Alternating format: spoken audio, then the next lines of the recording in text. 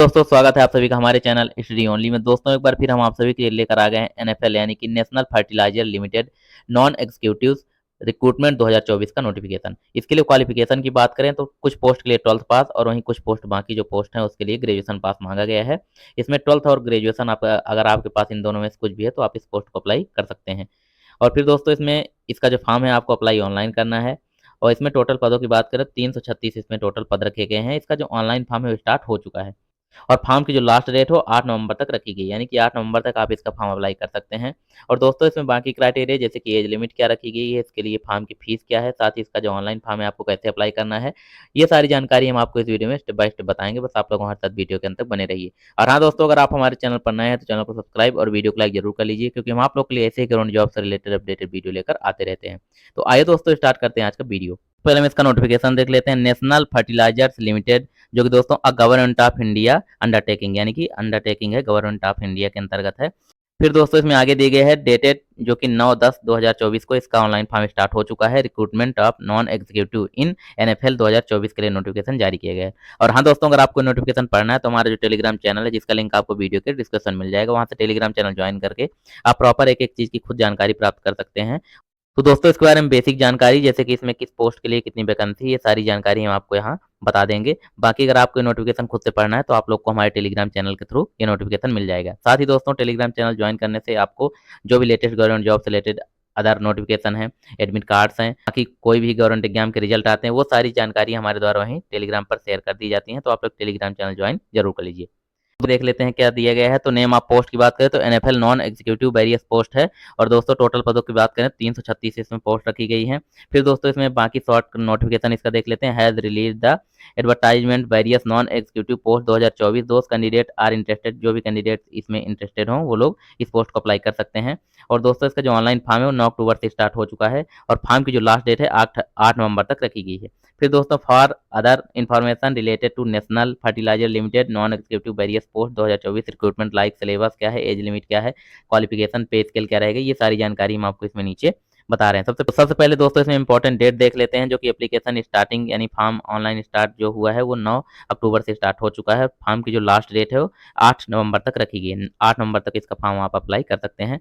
Fees payment की बात करें तो ये भी 8 नवंबर तक ही रखा गया है। बाकी दोस्तों जैसे ही इसका एडमिट कार्ड वगैरह आएगा तो हम आपको अपने टेलीग्राम चैनल पर प्रोवाइड करा देंगे, तो वहाँ से आप लोग डाउनलोड कर सकते हैं, लिंक प्रोवाइड करा देंगे। तो फिर दोस्तों इसमें आगे एप्लीकेशन फीस की बात कर लेते हैं। तो जनरल ओबीसी और ईडब्ल्यू जो कैंडिडेट्स हैं उनसे 200 रुपये फीस चार्ज इसमें रखा गया है। वहीं एसटी एससी जो कैंडिडेट्स हैं उनसे कोई भी फीस चार्ज इसमें नहीं रखा गया है।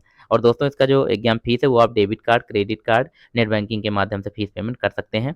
एज लिमिट की बात करें तो इसमें दोस्तों आपकी मिनिमम एज जो है वो 18 साल होनी चाहिए और जो मैक्सिमम एज है 30 साल रखी गई है। वहीं एसटी एससी जो कैंडिडेट हैं दोस्तों उनको 5 साल की एज में रिलैक्सेशन और जो ओबीसी कैंडिडेट्स हैं उनको 3 साल की एज में रिलैक्सेशन भी दिया जाएगा। उसका दोस्तों इसमें वैकेंसी डिटेल्स के बारे में जान लेते हैं। टोटल वैकेंसी इसमें जैसे कि 336 पद दिए गए हैं। फिर दोस्तों इसमें पोस्ट नेम, टोटल पदों की संख्या और एनएफएल नॉन एग्जीक्यूटिव एलिजिबिलिटी क्या रखे गए, यानी कि क्वालिफिकेशन बेस पे इधर बताया गया है। तो सबसे पहले junior engineering assistant grade second की जो कि प्रोडक्शन की पोस्ट है, टोटल पदों की संख्या देखी जाए तो 108 इसमें पोस्ट रखी गई है। इसके लिए क्वालिफिकेशन की बात करें तो आपके पास बैचलर डिग्री होनी चाहिए साइंस से, या फिर दोस्तों बीएससी हो पीसीएम में मिनिमम 50% मार्क्स के साथ, 3 साल की जो बीएससी होता है वो हो, या फिर डिप्लोमा हो केमिकल इंजीनियरिंग से, तो आप इस पोस्ट को अप्लाई कर सकते हैं। इंजीनियरिंग में जो केमिकल डिप्लोमा है उसमें आपका 50% मार्क्स होना चाहिए। और साथ ही दोस्तों जो एसटी एससी कैंडिडेट्स हैं और पीएच वाले जो कैंडिडेट्स हैं उनके 45% मार्क्स हों तो भी वो लोग अप्लाई कर सकते हैं। फिर अगली जो पोस्ट है दोस्तों है junior engineer assistant grade second की मैकेनिकल की। इसमें 6 पोस्ट रखी गई है। इसके लिए डिप्लोमा इन मैकेनिकल इंजीनियरिंग में आपके पास डिप्लोमा होना चाहिए। मिनिमम क्वालिफिकेशन 50% मार्क्स के साथ आपका होना चाहिए। साथ ही जो S T S C candidates हैं पीएच वाले उनका 45% मार्क्स होना चाहिए। फिर junior engineering assistant grade second instrumentation की पोस्ट है। इसमें 33 पद रखे गए हैं, यानी 33 पद रखे गए हैं। इसके लिए क्वालिफिकेशन की बात करें तो डिप्लोमा इन इंस्ट्रूमेंटेशन से हो, या फिर दोस्तों आपका डिप्लोमा हो इलेक्ट्रॉनिक्स से, इंस्ट्रूमेंटेशन एंड कंट्रोल और इलेक्ट्रॉनिक्स एंड इंस्ट्रूमेंटेशन से, और इलेक्ट्रॉनिक्स एंड कम्युनिकेशन और इलेक्ट्रॉनिक्स एंड टेलीकम्युनिकेशन और रिलेटेड ट्रेड से हो 50% मार्क्स से आप, तो आप इस पोस्ट को अप्लाई कर सकते हैं। और जो S T S C candidate हैं उनको जो मार्क्स है वो 45% मार्क्स ही चाहिए। उसका दोस्तों इसमें अगली जो पोस्ट है junior engineer assistant GR second grade second की इलेक्ट्रिकल वालों के लिए है। तो इसमें भी दोस्तों आपका डिप्लोमा होना चाहिए। टोटल पदों की संख्या इसमें 14 रखी गई है और क्वालिफिकेशन की बात करें तो डिप्लोमा इलेक्ट्रिकल एंड इलेक्ट्रॉनिक्स से हो इंजीनियरिंग, और या फिर इलेक्ट्रिकल एंड कम्युनिकेशन और इलेक्ट्रिकल से हो तो आप इस पोस्ट को अप्लाई कर सकते हैं। और दोस्तों इसमें जो मार्क्स है वो भी 50% मार्क्स रखा गया है।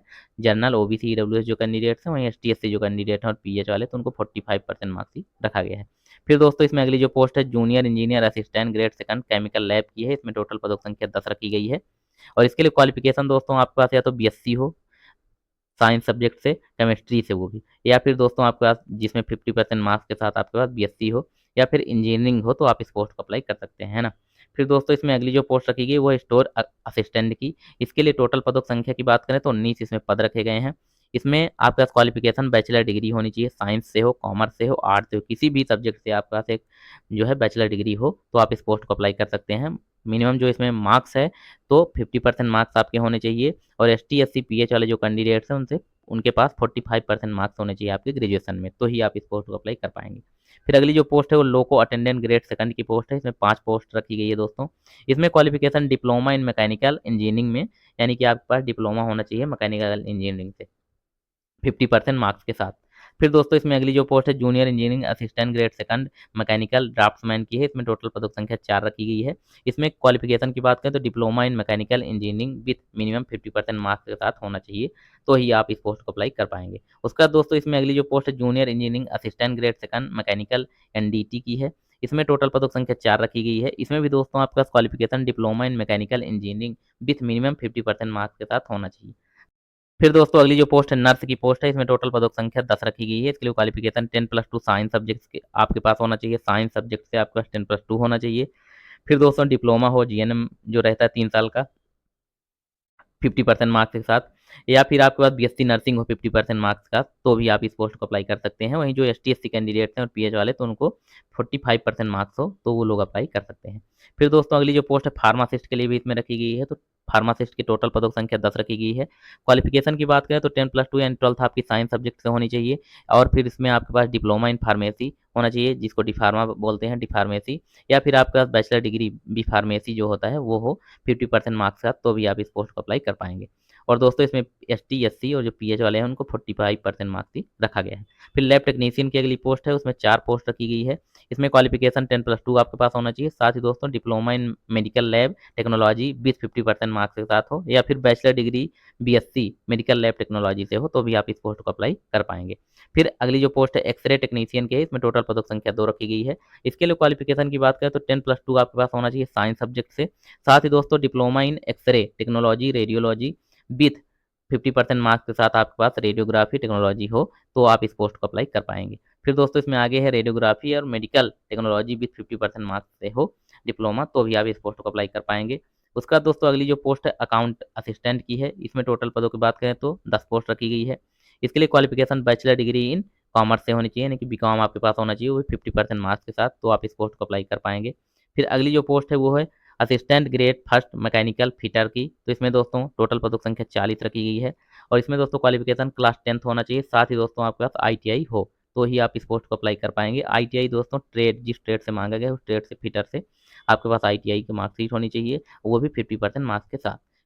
फिर अगली जो पोस्ट है attendant grade first mechanical welder की दोस्तों, इसमें 3 पोस्ट रखी गई है। इसके लिए क्वालिफिकेशन क्लास 10th आपके पास होना चाहिए। साथ ही आईटीआई आपका सर्टिफिकेट होना चाहिए बिल्डर ट्रेड से 50% मार्क्स के साथ, तो आप इस पोस्ट को अप्लाई कर पाएंगे। फिर अगली जो पोस्ट है attendant grade first mechanical auto electrician से। तो फिर दोस्तों इसमें टोटल पदों की संख्या 2 रखी गई है। इसके लिए क्वालिफिकेशन 10th होना चाहिए आपके पास। साथ ही इलेक्ट्रीशियन ट्रेड से 50% मार्क्स के साथ आईटीआई हो। उसका दोस्तों इसमें आगे है attendant grade first diesel mechanic की पोस्ट है। टोटल पदों की संख्या 2 रखी गई है। इसमें क्लास 10th हो, आईटीआई डीजल मैकेनिक से हो 50% मार्क्स के साथ, तो आप इस पोस्ट को अप्लाई कर पाएंगे। फिर अगली जो पोस्ट है अटेंडेंट ग्रेड फर्स्ट टर्नर की। इसमें दोस्तों आपके पास जो टोटल पदों की संख्या 3 रखी गई है। क्लास 10th इसमें क्वालिफिकेशन होनी चाहिए मिनिमम। साथ ही आईटीआई आपका टर्नर ट्रेड से हो तो आप इस पोस्ट को अप्लाई कर पाएंगे। अगली जो पोस्ट है अटेंडेंट ग्रेड फर्स्ट मैकेनिस्ट की मशीनिस्ट की। तो इसमें टोटल पदों की संख्या 2 रखी गई है। इसके लिए क्वालिफिकेशन क्लास 10th होना चाहिए। साथ ही आईटीआई मशीनिस्ट ट्रेड से विथ 50% मार्क्स के साथ हो तो आप इस पोस्ट को अप्लाई कर पाएंगे। फिर अगली जो पोस्ट है अटेंडेंट ग्रेड फर्स्ट की बोरिंग मशीन दोस्तों, इसके लिए एक पोस्ट है। इसमें क्लास 10th और साथ ही मशीन ट्रेड से आपके पास 50% मार्क्स के साथ आईटीआई भी होना चाहिए। फिर दोस्तों इसमें अगली जो पोस्ट है, तो ये अगली पोस्ट रखी गई है ग्रेड अटेंडेंट की। इसमें इंस्ट्रूमेंटेशन से आपके पास आईटीआई होनी चाहिए। टोटल पदक संख्या 4 रखी गई है। क्लास 10th और साथ ही इंस्ट्रूमेंटेशन मैकेनिक से ट्रेड से आपके पास 50% मार्क्स के साथ आईटीआई होना चाहिए। फिर अटेंडेंट ग्रेड फर्स्ट इलेक्ट्रिकल की टोटल पदक संख्या इसमें 33 रखी गई है। क्वालिफिकेशन की बात करें तो class 10th with ITI in electrician trade with 50% marks के साथ आपके पास होना चाहिए। फिर अगली जो पोस्ट है लोको अटेंडेंट ग्रेड थर्ड की, इसमें टोटल पदक संख्या 4 रखी गई है।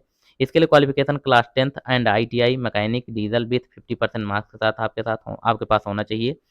फिर दोस्तों इसमें अगली जो पोस्ट है वो है ओटी टेक्नीशियन की। इसमें टोटल पदक संख्या 3 रखी गई है। इसके लिए क्वालिफिकेशन आपके पास 10+2 पीसीबी विथ, यानी कि दोस्तों फिजिक्स केमिस्ट्री बायो से आपका 10+2 होना चाहिए। साथ ही 1 साल का डिप्लोमा ऑपरेशन थिएटर टेक्नीसी टेक्निक्स का होना चाहिए आपके पास, वो भी 50% मार्क्स के साथ, तो ही आप इस पोस्ट को अप्लाई कर पाएंगे। और दोस्तों इसका जो फुल नोटिफिकेशन है वो आप लोग डाउनलोड कर सकते हैं। हमारा जो टेलीग्राम चैनल है जिसका लिंक आपको वीडियो के डिस्क्रिप्शन में दे दिया गया है, वहाँ से टेलीग्राम चैनल ज्वाइन करके आप इसका फुल नोटिफिकेशन भी डाउनलोड करके पढ़ सकते हैं। सिलेबस वगैरह जो है अगर आप लोग पढ़ सकते हैं तो ठीक है, अगर आप लोग नहीं तो आप लोग कमेंट बॉक्स में कमेंट कर सकते हैं, तो हम उसके लिए भी एक प्रॉपर वीडियो लेकर आ जाएंगे किस प्रकार से इसका एग्जाम होगा, सिलेबस क्या रहेगा, आपको पढ़ना कैसे, ये सारी जानकारी हम आपको प्रॉपर प्रोवाइड करा सकते हैं अगर आप लोग कमेंट बॉक्स में इसके बारे में कमेंट करते हैं तो।